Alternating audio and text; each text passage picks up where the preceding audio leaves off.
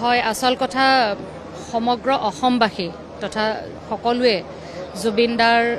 মৃত্যুৰ যি ন্যায় সেইটো বিচাৰিছিলে লগতে আমি সকলোৱে সেইটো দাবী কৰিছিলোঁ আৰু আমাৰ বিশ্বাস যে আজি তেওঁলোকক যি গ্ৰেপ্তাৰ কৰা হ'ল সেইটো আচলতে ন্যায় প্ৰক্ৰিয়া আৰম্ভণি বুলিহে ক'ব পাৰোঁ এইটো এটা আৰম্ভণি হৈছে আৰু অনাগত দিনত আমি আসল কথা আমি জানিব বিচাৰিছিলোঁ তাত হৈছিলে কি আমি জানিব বিচাৰিছোঁ তেখেতৰ মৃত্যুৰ কাৰণ কি আৰু ইমান নেগলেক্ট কৰি পেলাই এজন এনেকুৱা ব্যক্তিক কেনেকৈ নিলে তেওঁলোকে বেমাৰ হৈ থকা আৰু বিশেষকৈ সিদ্ধাৰ্থ মই পাৰ্চনেলি যদি মোক সোধে মই ক'ব বিচাৰোঁ যে আমি দেখিছোঁ আজি অত বছৰে সিদ্ধাৰ্থ জুবিনদাৰ লগত ছাঁটোৰ নিচিনাকৈ লাগি ধৰে গতিকে ইমান নেগলিজেঞ্চ কেনেকৈ হ'ল ইমান এজন মহান ব্যক্তিক ইমান এটা ডাঙৰ আইকন এজন লিজেণ্ডাৰী পাৰ্চনক তুমি লগত লৈ গৈছা আৰু ইমান ল'ৰা ধেমালি কেলেকৈ কৰিলা আৰু জুবিনদাৰ নেচাৰটো শিশুসুলভ সকলোৱে জানে যিটো কৰিবলৈ মানা কৰা যায় সেইটো কৰে গতিকে তেনেস্থলত জুবিনদাক ভালকৈ বুজাই মেলি তেখেতক পানীত নামিবই দিব নালাগে মানে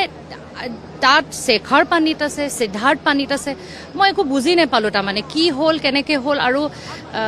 যিটো লছ মানে সেইটোতো সেই ক্ষতি কোনো কালে কেতিয়াও পূৰাব নোৱাৰে আমি কি হেৰুৱালোঁ সেইটো আমি হয়তো এতিয়া বেছি অনুভৱ কৰিছোঁ মই গৰিমাকো কৈছোঁ যে ইমান এজন ডাঙৰ ব্যক্তিৰ সান্নিধ্যত আমি আছিলোঁ সঁচা কথা কৈছে আমি এতিয়া আজি প্ৰায় 13 দিনে গৰিমাৰ লগত আছোঁ মানুহৰ যি মৰম স্নেহ আদৰ গৰিমাৰ প্ৰতি দেখিলোঁ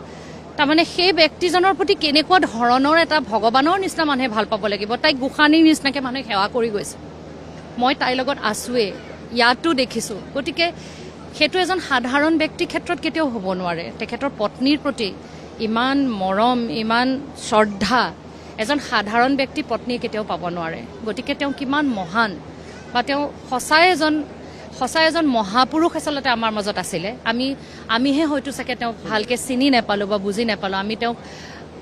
জুবিন গাৰ্গ বা জুবিন দাদা বুলি সম্বোধন কৰিছিলোঁ ঘৰুৱাভাৱে সেই ঘৰুৱাকেই পালোঁ হাঁহো মাতোঁ ধেমালি কৰোঁ কাজিয়াও লাগোঁ তাৰ কথাবিলাক লৈ পেলাই কেতিয়াবা কিয় এনেকৈ কৰা নকৰিবা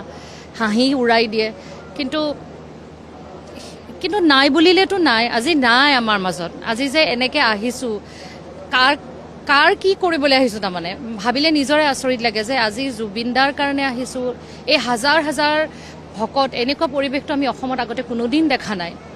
কিমান মহান আত্মা তেখেত আৰু তেখেতৰ মৃত্যুৰ ন্যায় আমাক লাগিবই আৰু তেখেতৰ মৃত্যুৰ ৰহস্য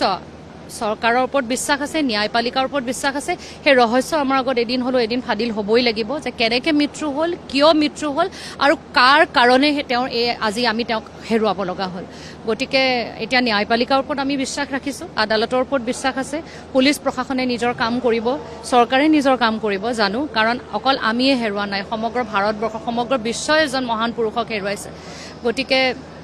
বিশ্বাস আমি ইমান ভকত বৈষ্ণৱৰ আশীৰ্বাদ কেতিয়াও অথলে নাযায় জুবিনদাৰ মৃত্যুৱে ন্যায় পাবই ধন্যবাদ